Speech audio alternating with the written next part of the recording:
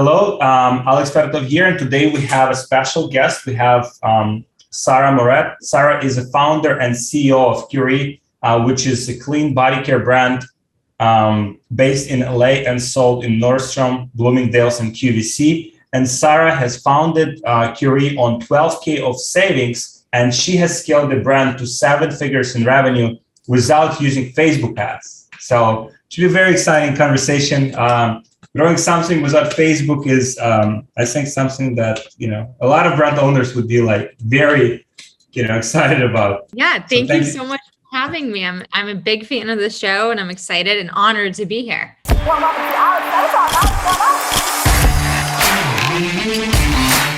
So I started my company a little over 2 years ago. Previously, before I started Curie, I worked in venture capital. So I worked 2 different venture capital funds, one up in the Bay Area that was more focused on Series A tech and hardware companies. That's kind of where I got my start in venture capital. Realized that I really loved consumer.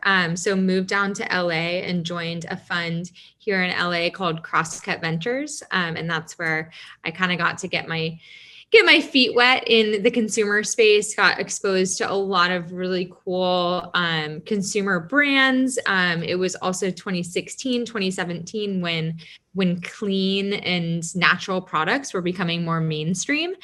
So I kind of front row seat being an investment associate at a venture capital fund, had a front row seat and got to see all these companies that have now blossomed.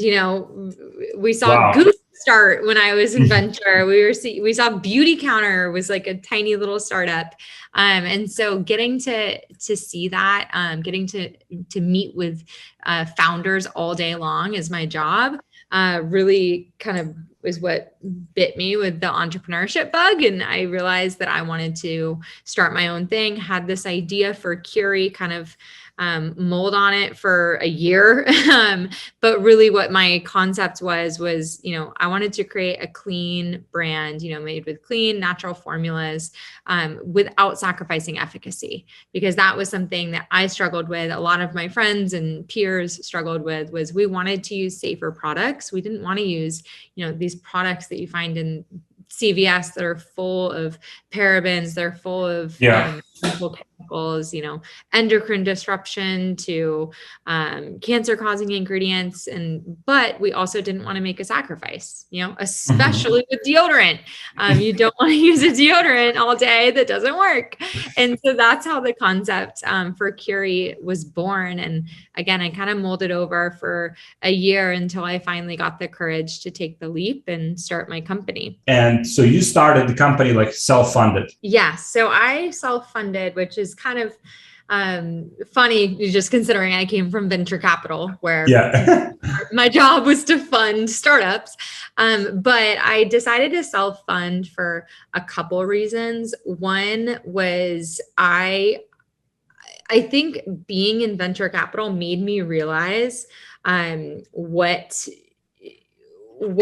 there was a big difference between a venture-backed company and a not venture-backed company. And I kind of made the decision that if I started a company, I wanted to do it my way, and I didn't want to raise venture financing. Like I made that decision before I even started Curie, which is why I started, a personal care company. It's possible to bootstrap a personal care company. If I was starting the next Tesla, I probably would have had to go the venture capital route, but just the nature of the business that I was starting and, the barriers have come down so much in terms of entrepreneurship in the last 10 years. I whipped up a website on Shopify in a weekend. Literally, like weekend. We had a live store. I, Googled to find manufacturers. I Googled packaging suppliers. I taught myself, how to design on Adobe Illustrator and made our packaging myself. Like the barriers to entry have never been lower. And I knew that I could do it on a bootstrap budget. And that's kind of the way I've always wanted to. I knew if I were going to start a company, I would want to do it my way and really be able to steer the ship and have full control. And so that's why I did that. So bootstrapped on $12,000 of my savings. And wow. It's been That's impressive. So like in terms of the products, like which products have you decided to go after first? So when we first started, and I say we, when I first started, Curie was a one-woman show for the first year. When I first started, we started with aluminum-free deodorant. So that was our only SKU, mainly just because we didn't have the budget to do anything more. And that, again, was kind of the low-hanging fruit. It was something that people were talking about constantly. This was like 2018 when I was first working on the brands. Like people were talking about how aluminum, we don't want to use aluminum. We don't want to use the antiperspirants, but we also want products that work. And people, from my friends to my peers to even like the Kardashians, were on their show talking about how aluminum-free deodorant doesn't work. And so it was something people were talking about. I knew that there was enough organic buzz that it was something that people were Googling, and I knew there was an opportunity there to capture some of that demand organically. And so that's why we started with the deodorant. That was our only product for the first 14 months. Found a manufacturer, found a chemist, created our formula over the course of like 9 months, and then launched the brand. And, it's been up from there. We started with the deodorant stick. About a year and a half later, we launched our spray deodorant, which is now our best-selling product. It's aluminum-free, baking soda-free. What's really cool and unique about that, and what kind of inspired that product, was that our customers love our signature scents. We have 3 signature scents. I worked with a scent lab, a scent house on the East Coast, creating our signature fragrances.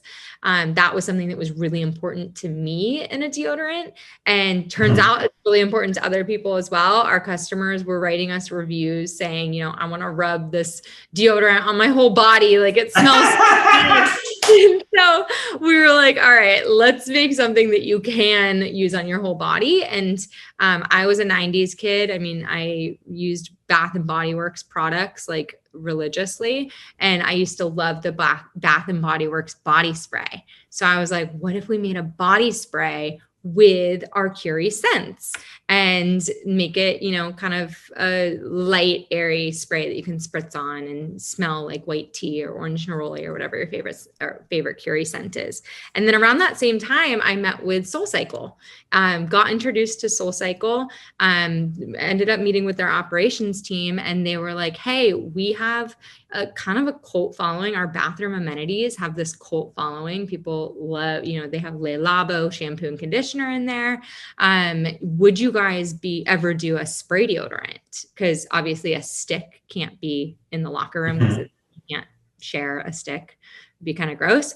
So they were like, would you ever do a spray deodorant? And we were already working on this body spray, and we're like, yeah, absolutely. We ended up putting, our most of the same active ingredients from the stick deodorant into our body spray and making it a full body deodorant spray.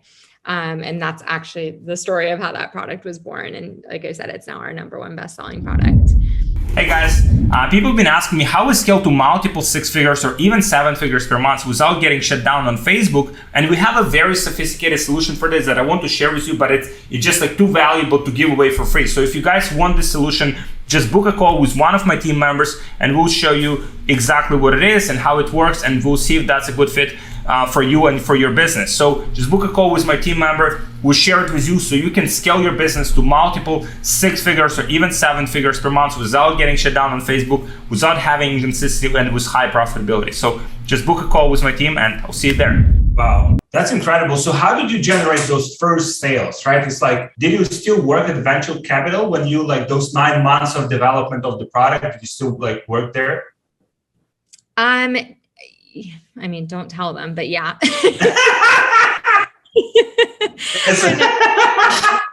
Hopefully they're not listening. Yes, I did work there when I was coming up with the idea. Don't worry, I was only doing after work. But I did stay there, and then I ended up when I launched Curie, I mean, contrary to what a lot of businesses make it look like, it's, most companies are not an overnight success. We definitely were not an success. And so I was not able to pay myself in that first year. So I ended up leaving my job in venture capital, joining a biotech startup that I had known the founder really well from my time in venture capital. And she brought me on part-time, gave me tons of flexibility and freedom. So I was able to stay, keep a salary at this biotech startup for the full year. While I really got it off the ground and got it to the point where we had, meaningful revenue. I could pay myself. And we did end up raising like a small angel, friends and family convertible note round when I left the job. But yeah, it was pretty fortunate how it all worked out, where I didn't have to have that pressure of, oh my gosh, we have this limited runway, and oh my God, we have this burn, and I have to, grow sales at all costs. I was able to just my instincts because I didn't have that pressure. Do you think that pressure is good or bad? Kind of like when you're back against the wall, like for founders. I think it's good and bad. I mean, that's a really good question. I think it's all like hindsight, hindsight's 2020. But I think for me in the very early days, not having the pressure was good because I was not making any decisions out of desperation. An example is like when we were developing when we launched our deodorant sticks, we did like kind of a soft launch, didn't do anything crazy for the launch of it, mainly like friends, family, acquaintances buying it. And we did a really small production run. And almost immediately we started getting feedback that people were getting like really bad rashes from it.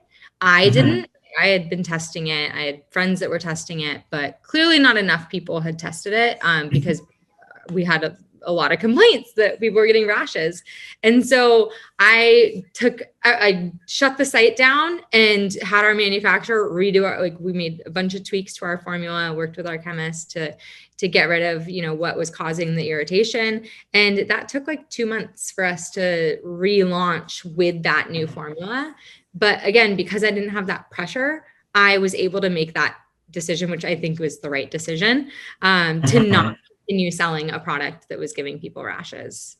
So we just shut the site down. And, if I had a team and salaries and overhead, maybe I wouldn't have been able to make that same decision. So I think it all is dependent on what stage you're in. I mean, now, we are constantly under pressure to make, it's a startup, we're constantly under pressure to do things quick, make decisions, be decisive. So I think it totally depends on the stage of the business, but at that early stage, having the luxury of being able to take my time and figure things out and, perfect the formula and act on that feedback was a gift. Cool. So how did you generate sort of those first sales? So friends, family, kind of acquaintances, but like, did you get like into TikTok, like right away, like the kind of like those platforms, or like what did you do to generate those first sales? So the first sales, there were many different like stages in the business, but the very, very first sales, like I said, was like friends and family. I sent out a massive email to literally everyone I knew, like people. I was reaching out like to people I had worked with when I was 22 years old, like everybody that I knew, telling them to please buy the product, please write a review, please post on your Instagram. And that, I think we did like $5,000 or $6,000 in our first month, which it was all of them. Like it was actually amazing, the response that we got from that. So, and again, that gave us that really early feedback. So that first stage was like tapping into the network. And then after that, it was kind of a combination. I will say, like, because we never had any ad spend in that first year. It was all organic. I will say, like, the downside of having organic growth is that your revenue is a lot lumpier. So it's kind of scary as an entrepreneur when you're like, oh my gosh, we're killing it. We did 10 grand this month. And then the next month you're like, oh no, where'd everybody go?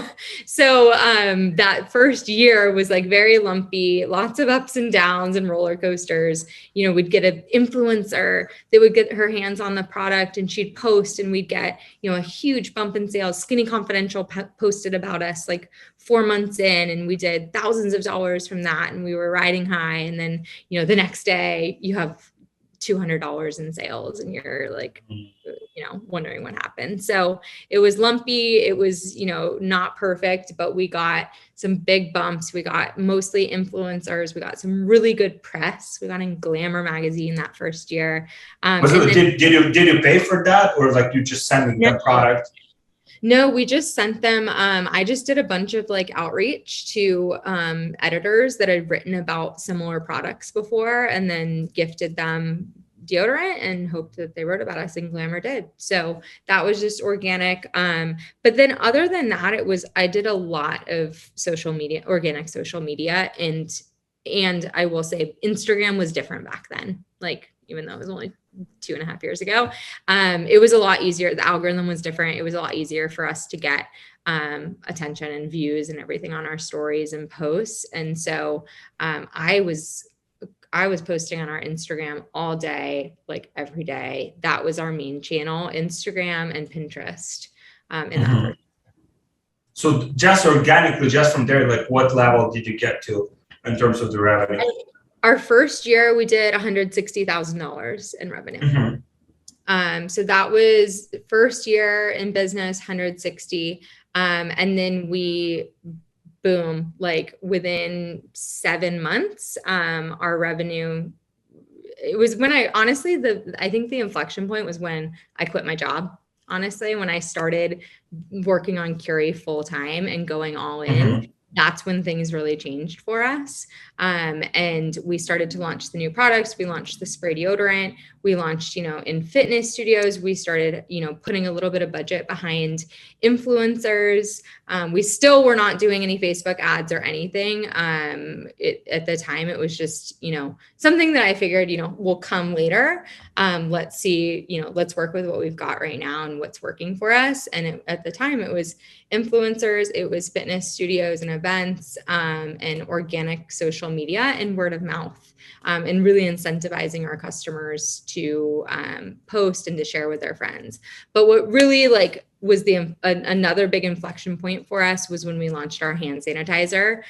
We launched that during COVID, May 2020, and that was when we hit that 7-figure revenue. It was, I think, a combination of the brand building we did leading up to it, and then coming out with that right product at the right time, and having that, you know, massive exposure from COVID, launching a hand sanitizer, something that was better than what was out there. And we were able to grow the business like 700% between that first year and that our second year of business. Did you do at least like Google ads, like branded ads, and at least some most kind of like fundamental stuff, or no paid ads at all? No, we didn't do paid ads at all. We do now, but we have in the early days, like it was me and my sister, and you know, my sister does all our customer support. She still works at Curie.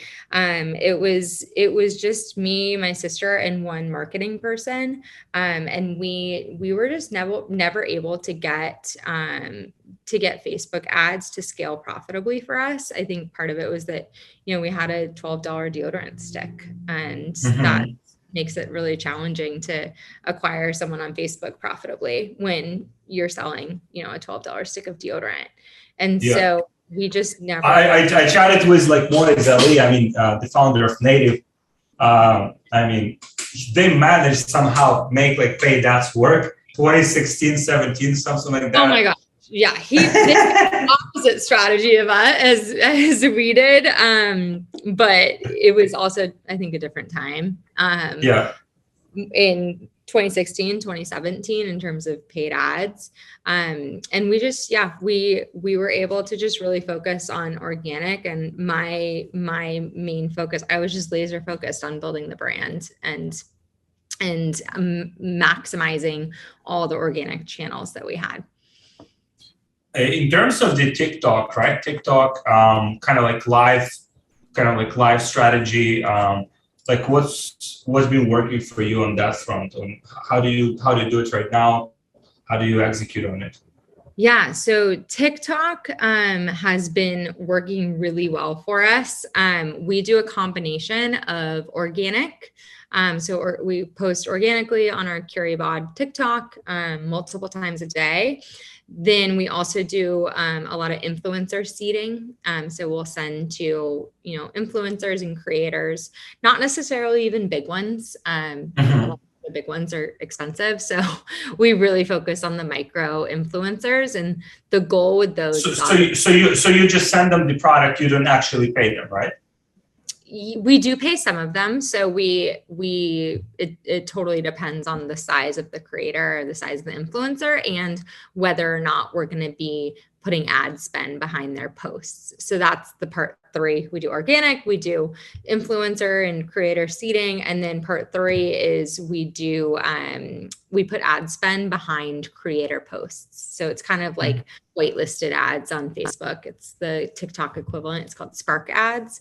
And if there's a really great post that does well organically, whether it's on the CurryBod TikTok or if it's on a creator TikTok, we'll put ad spend behind it. We always pay the influencer or the creator if we do that.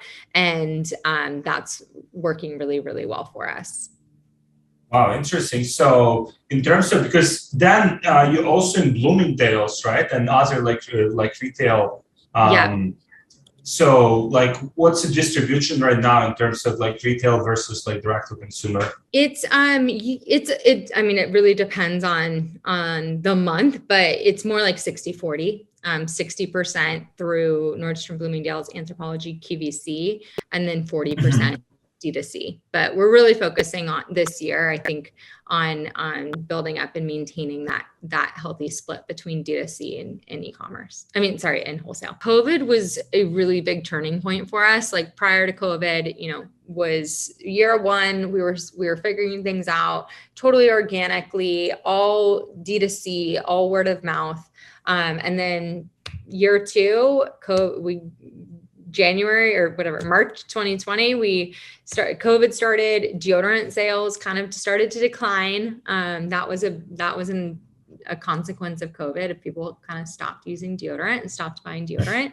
But we came in, launched that hand sanitizer, and we grew the business tremendously in many ways during 2020, not only revenue, but also made the switch from pure D2C to more omni-channel. So we launched with Nordstrom in 2020, Bloomingdale's, and Anthropologie. And then we actually just started selling on QVC in January of 2021, which is really, sorry, turning my Slack. That mine or yours? It was mine. I just shut Slack down. Sorry. So Nordstrom, Bloomingdale's, Anthropologie, those were our first retailers. We really got in because of the hand sanitizer. Again, that hand sanitizer was right place, right time. It was a premium. We still sell it. It is a premium product that is solving a real problem for people, which is everyone's washing their hands more. Everyone's using hand sanitizer more during COVID. And we created a hand sanitizer that smells amazing. It smells like our signature scents, and doesn't smell like cheap tequila like a lot of hand sanitizers out there. And we also put hyaluronic acid and prickly pear seed oil in it, so it's super hydrating. Almost feels like a skincare serum on your hands, and it really just solved a problem for people and got us on the shelves at these dream retailers. And it was actually a really like full circle moment, because my dream retailer was Nordstrom. They had previously said no to us. And then we came back and they said yes. And that's really how we got into all of our retailers. Like every single one, including QVC, started with a no. And I'm a big fan of just being persistent and unapologetic in follow-up. And we ended up getting into, getting on the shelves of Nordstrom. Now our entire product line is there and doing really well. Wow. Our entire product lines at Bloomingdale's as well.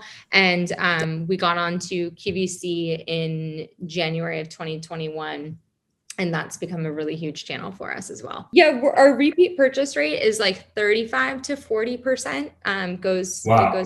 forth between there. They're replenishable products. It's deodorant, it's hand sanitizer, it's body wash.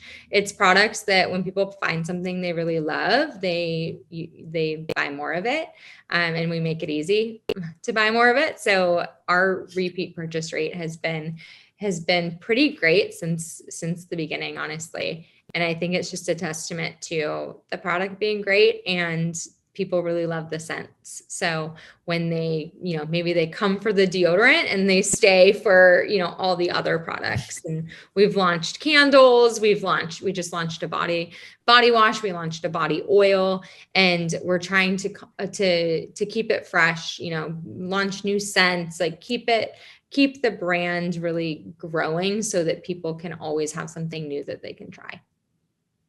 Awesome. So do you use like to get that 35-40%, do you use like any like special apps or any like automations kind of like that go at a certain time?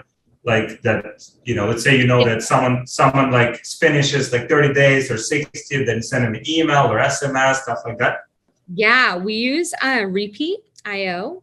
And it's a fairly new tool. We just started using them about probably 7 or 8 months ago, but it's really cool. It's a mostly through SMS, but I think now you can integrate it with Klaviyo, and it analyzes your purchase data, your purchase history, and triggers a text message or an email when it predicts that the customer might be running low. So if you use our stick deodorant, let's say, 3.5 months is the typical replenishment point. It'll text you at 3 months and be like, hey, running low.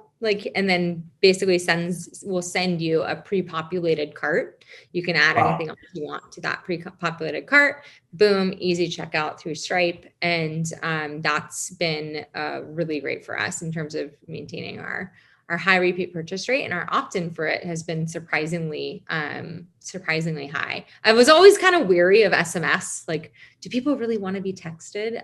But people do. And our opt-in is like 20% for new customers that sign up for that for repeat. Wow. That's cool. So in terms of, because your industry, from my perspective, is quite competitive, right? So for founders that, haven't maybe found that product market fit or looking to scale farther, like what would be your main advice in terms of finding that? So for you, it seems like it was the scent, kind of like something unique about the scent that people cannot get anywhere else. So you differentiate it in that way. So what would be your advice for founders that kind of like looking for that like advantage that would allow them to scale? Great question. I think, deodorant has obviously, since we launched, has become a very crowded market. There's like a new clean aluminum-free deodorant launching every week, it feels like. But I think for us, it's been the scents have really set us apart. If you look at our reviews on our website, every single one talks about the scents. It's a really core part of the brand. Mm-hmm.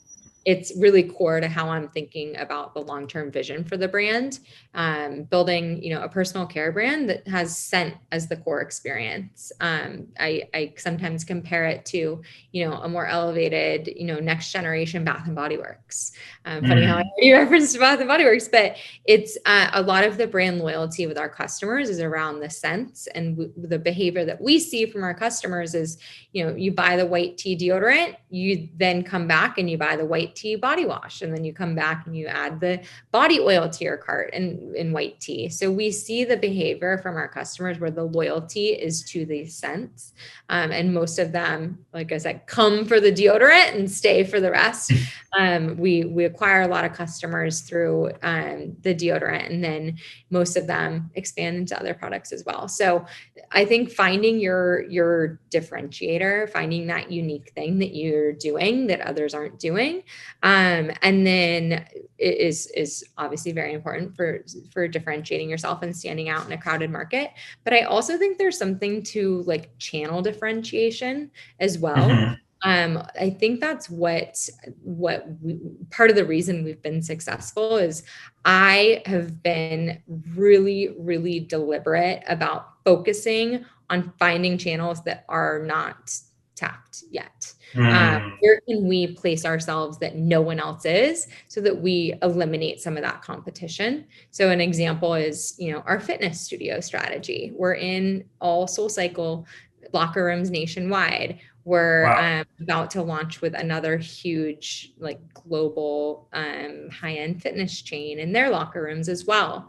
And these fitness studios are a really great channel, not wholesale. The wholesale revenue, we're making a very small margin on the actual products that we're selling to them. Where we're making the money is that people use the products, they love them, and they buy them. And we're using QR codes in all the studios to acquire those customers, take them offline.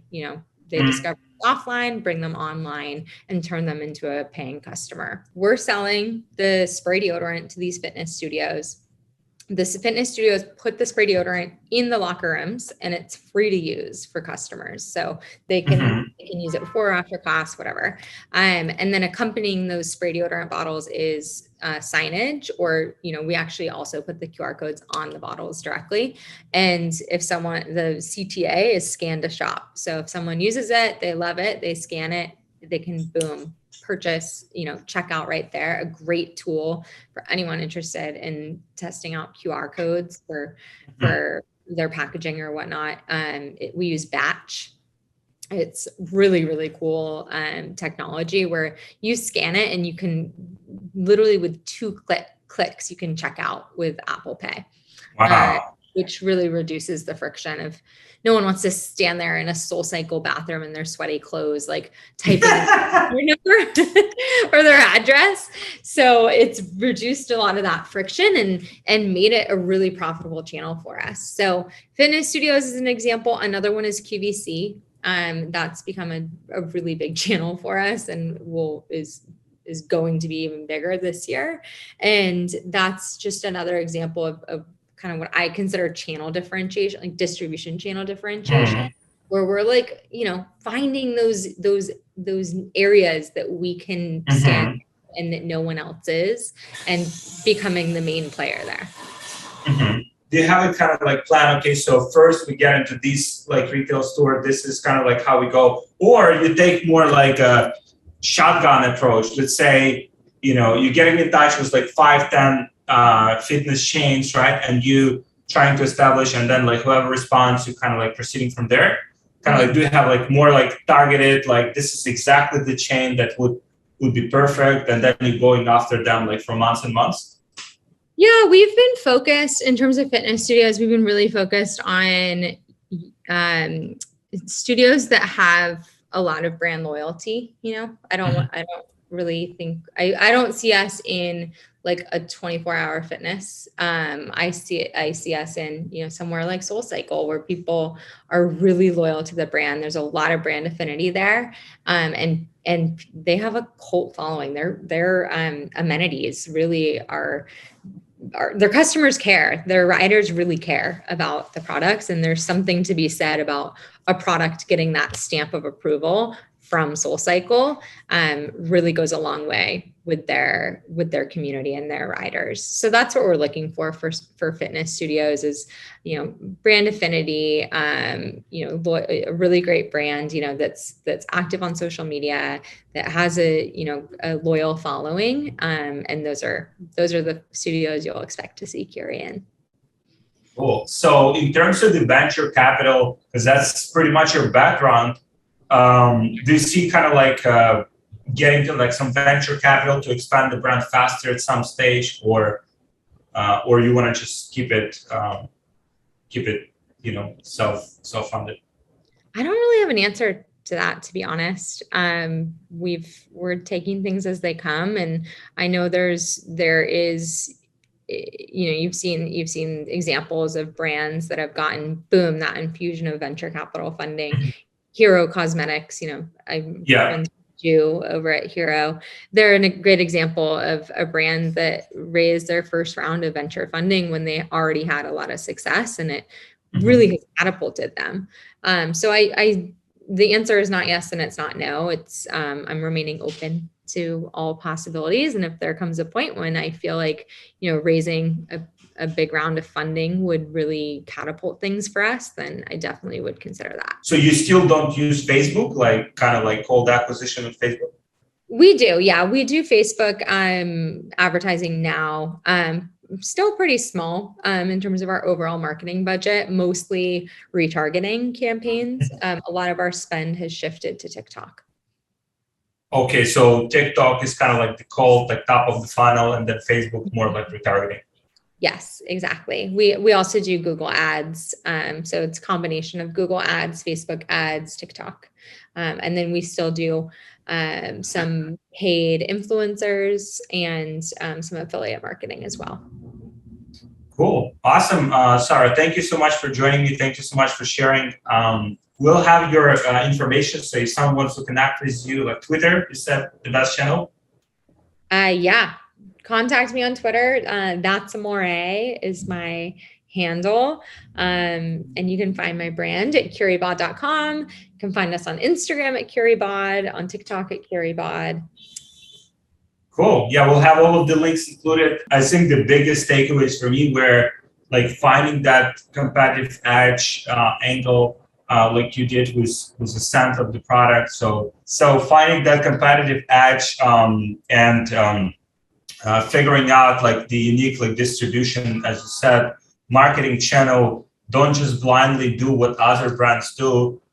Even though they're successful, they might be successful now, but figure out a way to kind of like get your like momentum on the channels that might not be that like overutilized by other brands. Saturated. Yeah. Saturated. Yeah.